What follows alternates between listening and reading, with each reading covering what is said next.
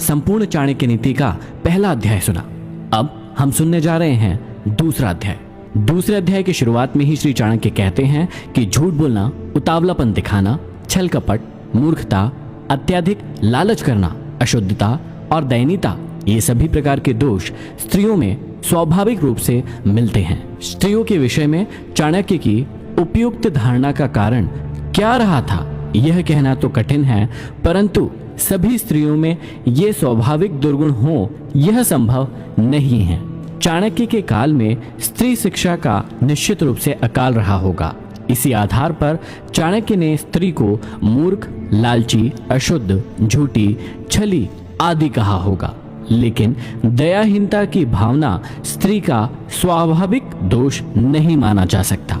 चाणक्य कहते हैं कि भोजन करने तथा उसे अच्छी तरह से पचाने की शक्ति हो तथा अच्छा भोजन समय पर प्राप्त हो, प्रेम करने के लिए अर्थात रति सुख प्रदान करने वाली उत्तम स्त्री के साथ संसर्ग हो, खूब सारा धन और उस धन को दान करने का उत्साह हो, ये सभी सुख किसी तपस्या के फल के समान होते हैं, अर्थात कठिन साधना के बाद ही ये सुख प्राप्त होते हैं।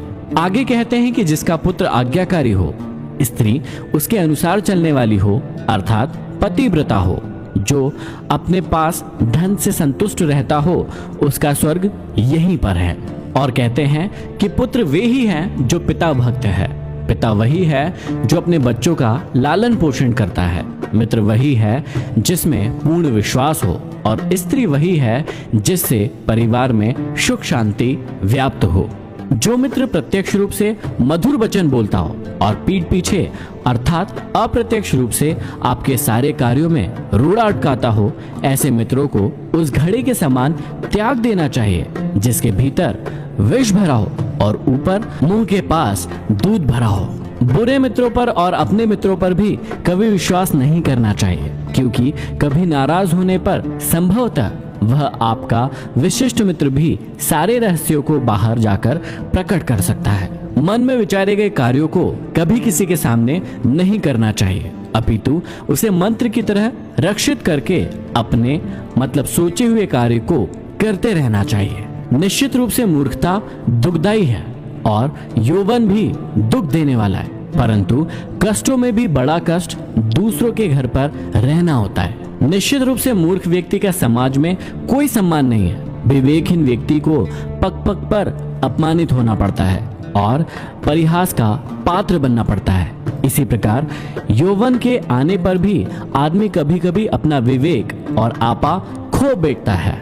जवानी में आदमी का जोश और उत्साह तो खूब बड़ा चढ़ा होता है, पर वह अपना होश भी खोए रहता है। उसमें अपनी शक्ति का अहम इस कदर बढ़ जाता है कि उसे अपने सामने वाला व्यक्ति तुच्छ दिखाई देने लगता है। चाणक्य का कहना है कि किसी को विवशता में जब दूसरे के घर पर निर्भर रहना पड़े तो उसका अपना वर्चस्व समाप्त हो जाता है। उसे दूसरों की कृपा पर निर्भर रहना पड़ता है, उसकी स्वाधीनता नष्ट हो जाती है और यही उसके दुखों का सबसे बड़ा कारण होता है। आगे चाणक्य कहते हैं कि हर एक पर्वत में मणि नहीं होती है और हर एक हाथी में मुक्तामणि नहीं होती है। साधु लोग सभी जगह नहीं मिलते और हर एक वन में चंदन के वृक्ष नहीं होते हैं।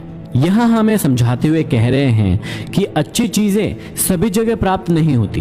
पर्वत श्रृंखलाओं के मध्य खनिज पदार्थ भरे पड़े हैं, उनमें हीरे जवाहरातों की खदानें भी है, परंतु सभी पर्वतों में ये प्राप्त नहीं होते हैं। विशेष गुण वाली वस्तुओं को विशिष्ट स्थानों में ही खोजना पड़ता है। बुद्धिमान लोगों का कर्तव्य होता है कि वे अपनी संतान को अच्छे कार्य व्यापार में लगाए, क्योंकि नीति के जानकार व सद्व्यवहार वाले व्यक्ति ही कुल में सम्मानित होते हैं। चाणक्य कहते हैं कि जो माता पिता अपने बच्चों को नहीं पढ़ाते हैं वे उनके शत्रु होते हैं।